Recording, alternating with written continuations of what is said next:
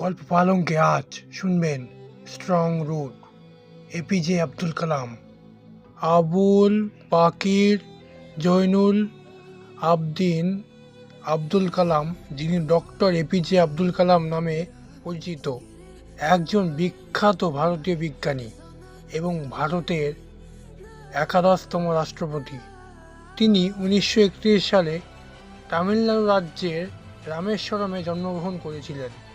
তার পিতার নাম ছিল জৈনুল আবদিন, তার মাতার নাম আশিয়াসমা। বিদ্যালয়ে পড়াশুনো শেষ করার পর তিনি তার পিতাকে অর্থ দিয়ে সাহায্য করার জন্য খবরের কাগজ বিতরণ করতে শুরু করেছিলেন। তিনি খুবই উজ্জ্বল ও পরিশ্রমী ছাত্র ছিলেন। 2015 খ্রিস্টাব্দে তিনি পরলোক গমন করেন।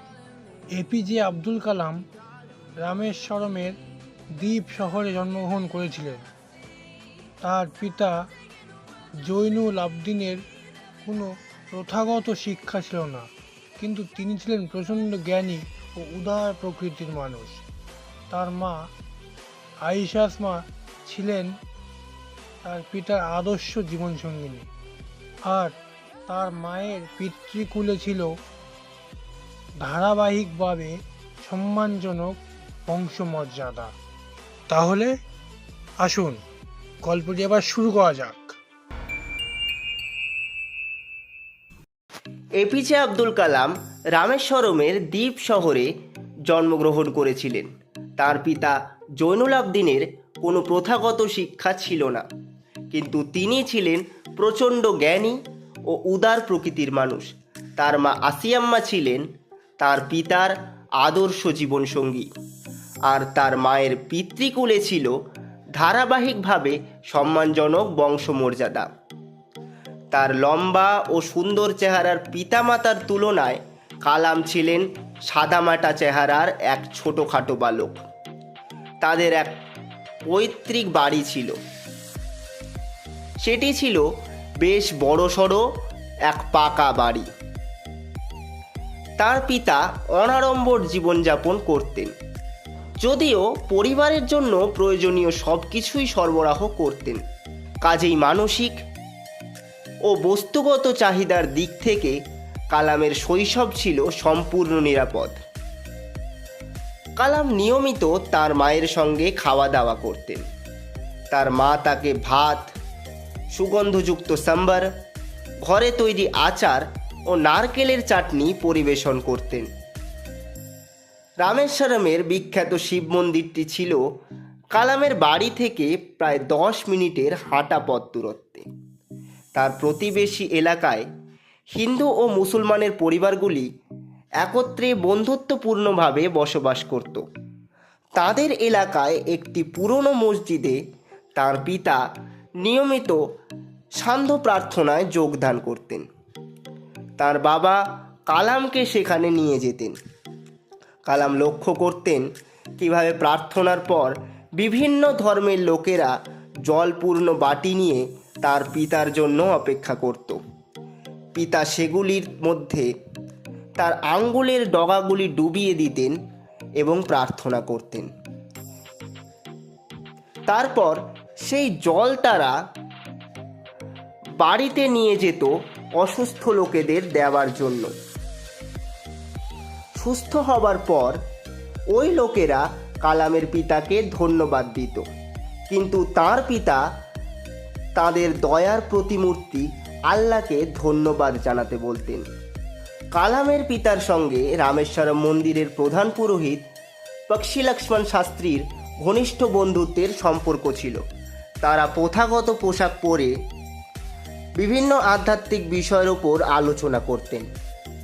একদিন কালাম তার পিতাকে প্রার্থনার যৌক্তিকতা সম্পর্কে জিজ্ঞাসা করলেন। তার পিতা উত্তরে জানালেন যে প্রার্থনার মধ্যে রহস্য বলে কিছু নেই। প্রার্থনার সময় কোনো ব্যক্তির দৈহিক অস্তিত্ব সীমানা অতিক্রম করে যায় এবং সেটি মহাবিশ্বের অংশ হয়ে ওঠে, যেখানে সম্পদ, বয়স, জাতি ও ধর্মের কোনো রকম ভেদাভেদ নেই। কালাম আমাদের বলেছেন যে তার পিতা অত্যন্ত সরল তামিল ভাষায় জটিল আধ্যাত্মিক ধ্যান ধারণাগুলি তার কাছে ব্যাখ্যা করতেন।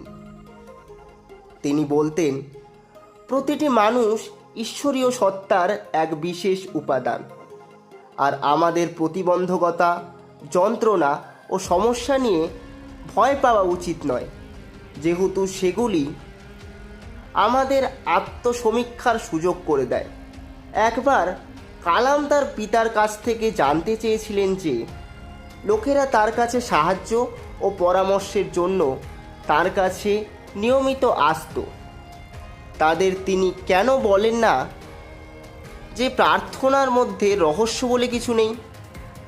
তার পিতা ব্যাখ্যা করে বলেছিলেন, মানুষ যখন অসুবিধার সম্মুখীন হয় তখন তাদের সান্ত্বনা দেওয়ার জন্য কাউকে প্রয়োজন হয়।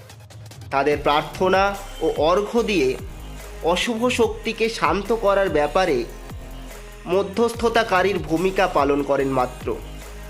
যদিও তিনি স্বীকার করেন সেটি একেবারেই সঠিক পদক্ষেপ নয়। তারপর তিনি কালামকে অদৃষ্টের ধারণা সম্পর্কে অবগত করেছিলেন। তিনি বলেছিলেন, আমাদের উচিত নিজেদের ত্রুটি বিচ্যুতি খুঁজে বের করা, আমাদের চাহিদা পূরণে যা বাধা সৃষ্টি করতে পারে। কালাম বর্ণনা দিয়েছেন যে তার পিতা একটি রুটিন মাফিক জীবনযাপন করতেন। তিনি ভোর 4টে উঠতেন, নামাজ পড়তেন ও তাদের নারকেল বাগানে যেতেন।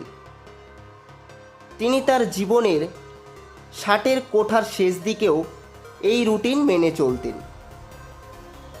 পিতার মতো কালামেরও এক দৃঢ় বিশ্বাস ছিল যে তার নিজের বিজ্ঞান ও প্রযুক্তিবিদ্যার জগতেও ঐশ্বরিক শক্তির অস্তিত্ব রয়েছে। তিনি নিশ্চিতভাবে অনুভব করেছিলেন যে ঐশ্বরিক শক্তি মানুষকে বিভ্রান্তি, দুর্দশা ও ব্যর্থতা থেকে তুলে নিয়ে তাকে সত্য ও সুখের পথের দিশা দেখাতে পারে। আর সেটি সম্ভব যখন মানুষ তার মানসিক ও জাগতিক বন্ধন ছিন্ন করতে পারে। আজ গল্প পালঙ্কের সময় এই পর্যন্তই। ফিরছি আমরা পরের সপ্তাহে আরও একটি এরকম গল্প নিয়ে। ততক্ষণ সাবস্ক্রাইব করে পাশে থাকুন। ধন্যবাদ।